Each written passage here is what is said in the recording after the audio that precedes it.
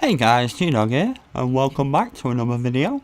Today, we're going to be looking at Trove. Now this is in closed beta at the moment, but there are quite a few places you can get some keys from. I will leave a link in the description to a couple of those if they're still active. I got mine from mmorpg.com, I believe it is. And they had plenty left when I did it, but that was about a week ago now, so yeah. It might be out, but there should be a few other places you can get them. Right, so what is Trove? It's an MMO, sort of voxel based, miney, crafty building game. Yeah. So, oh yeah, there's some chaps playing with a football here.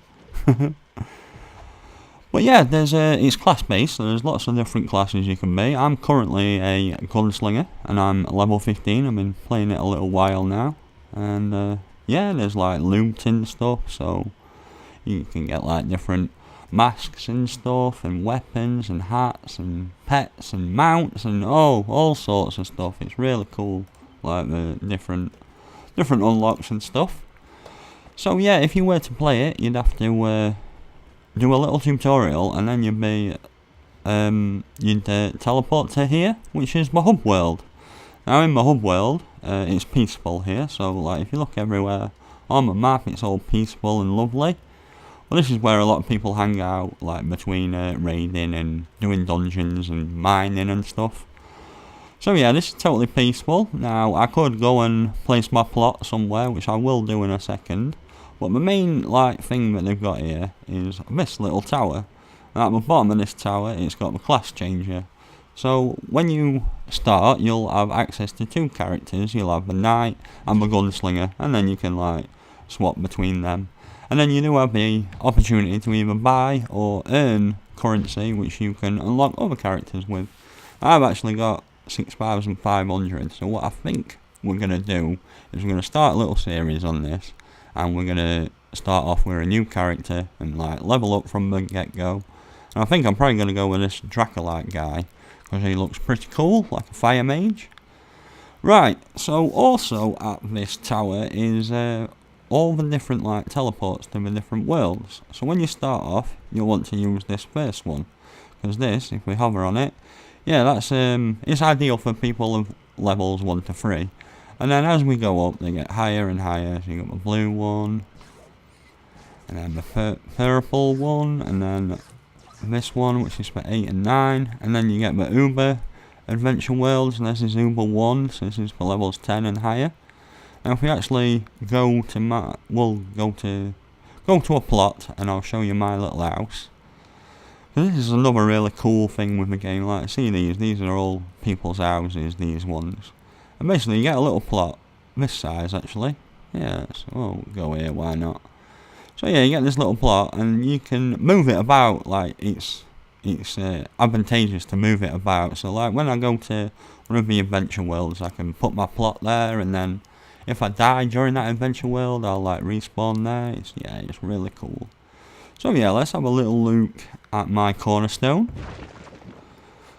Right, so yeah, this is my place. It's made out of glowing blocks mainly. Yeah, so the main things people have at their cornerstone are rejuvenation stations. Now that is basically on the little hotbar down there. You can see I've got my attacks. I've got mouse 2, 1 and 2. They're my different attacks. And then Q is like a little vial. That's basically like a little health potion you can take, and then you refill these rejuvenation stations, which are one of the main things at people's cornerstones. Hello. Oh, he's got a doggy. I want that doggy. I'll do anything for that doggy. Oh, I want my doggy. But yeah, also to have at your cornerstone, it's good to have all the crafting benches. So when you start out, you'll have just a normal crafting bench, which you're there to make these things from. So you can make a formosite crafting bench, and that's basically the next one up bench. A deconstructor, which is good for breaking down weapons into flux, and then with that flux you can use that to upgrade weapons that you actually like, which is cool. There's a cube converter, so you can turn the sort of natural blocks you get into different coloured cubes. And then there's a forge, a chest, and a hub portal. Now I've got a hub portal and that's on my second floor. So let's go and have a look at that. So yeah, if I went through there, that would take me back to my world hub. Now I've also got every single adventure portal things. So I've got all the easier ones, and then I've actually got all 5 of the Uber adventure portals, which I will say are a little bit annoying to make.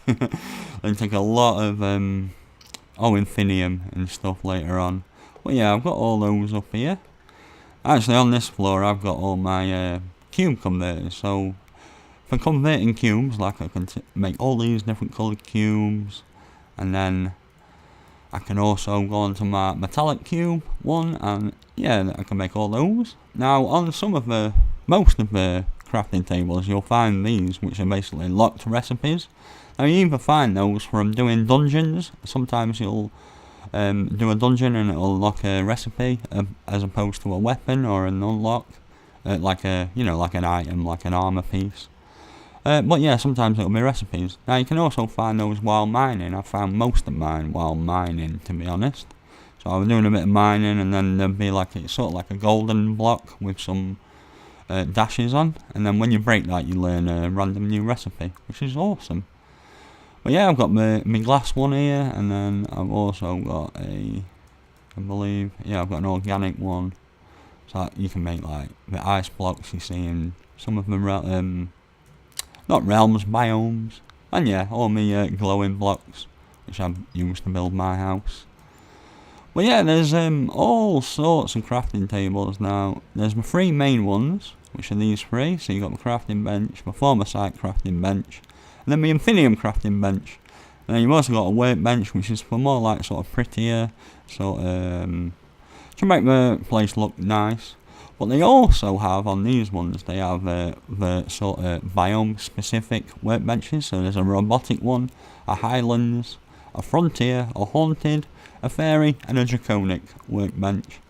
And then on all of those, there's different items to craft and lots of items to unlock. On most of them, I've got hardly got anything unlocked.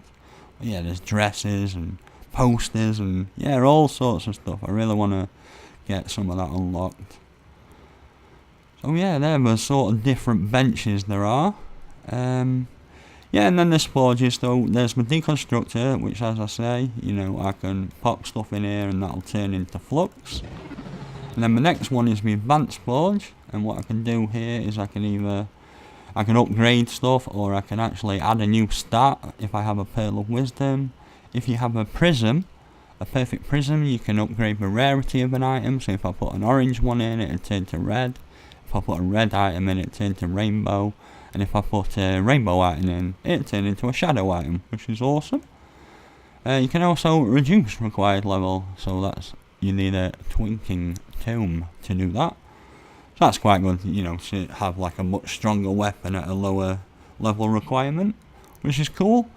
Right, so there's a few other little benches and stuff. So I've built a class changer, which I showed you earlier. That's at the tower, where we can change our class. We've got my barber shop, where I can change my haircut if I want to. And there's my style saver, which will save the style of a weapon if you want to use it in the future. That's just there, sort of looking an aesthetic, forgy type thing. And then I've got my personal chest, which I've got all sorts of bits and bobs in. But yeah, that's most of the stuff you can build. Like I say, on each bench there's even more to build. There's quite a lot of fun ones you can build at my fun factory, like my football you see those chaps playing with earlier. You can build mag rails, which is I guess sort of trains and stuff. And then there's also a gardening bench, which is quite cool because you actually have a gardening skill which you can level up. So when you start off, you can build sponges and then basic crops. And sponges you can throw into water and they'll make water blocks. And then as you level up, to get to dabbler you need to be level 50. So then you can have lava sponges and other stuff. I'm actually an enthusiast at the minute, so I can make plasma sponges so I can pick up plasma blocks. But there's all sorts to build and all sorts of stuff later on. You need quite a few of these to craft some of the other items. Right, so I think we should go and have a quick look. I want to show you the 3 types of main ore there are in the game, and then in the next episode I think we'll take a look at some of the actual adventure worlds. Yeah, I think that'll be cool. Right, I've found some of the ore. Oh, hey-oh. Can you leave me alone, please? Right, we're in one of the adventure worlds, but yeah, we've come across some of the main ores, so I thought I'd show you them. Now this is the most valuable, like, main resource you come across, and it's called Infinium. And while you're in your crafting, your building mode, you just right click to use your laser. Actually, my pet's got a stat on it, which will mean I laser a little bit faster than, say, a standard character. You can also get upgrades on some of your gear that make that happen faster as well. This is a unique kind of block. It will give you golden souls.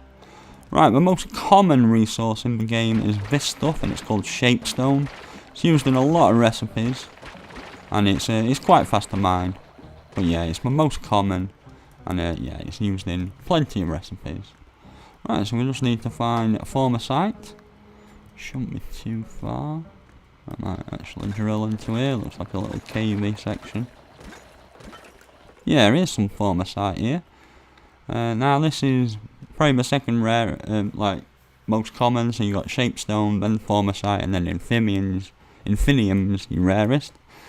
Now I come across this a lot less than Shapestone, but I do find it's a lot less useful. Like, it's not used in as many recipes as Shapestone is, or at least at the moment anyway. Right, there are a few other blocks you can mine. Like I said earlier, there's recipe blocks which look a little like those golden soul blocks, but they look a little different on the outside. Right, I did see some of this stuff over here, which is very good. We will have that most definitely. Yeah. Right, so this is Primordial Flame. Now this is used in a lot of recipes, a lot of stuff where illumination is involved. It's also used in making bombs, which are a nice way to do mining. Quite a fun way to mine, I must say, using bombs. But yeah, they're the main blocks. In Ice Realms you will come across glacial shards, which are used in certain recipes. Like Arctic blocks, you need glacial shards. They look a little like former site, but with, I guess, silver markings on, opposed to blue ones. And yeah, there's also lots of pickups, like most grass blocks will drop you warp seed, and most enemies also drop that as well. And that's used in a lot of recipes. I know a lot of the portals, you need a lot of warp seed to actually craft those. Yeah.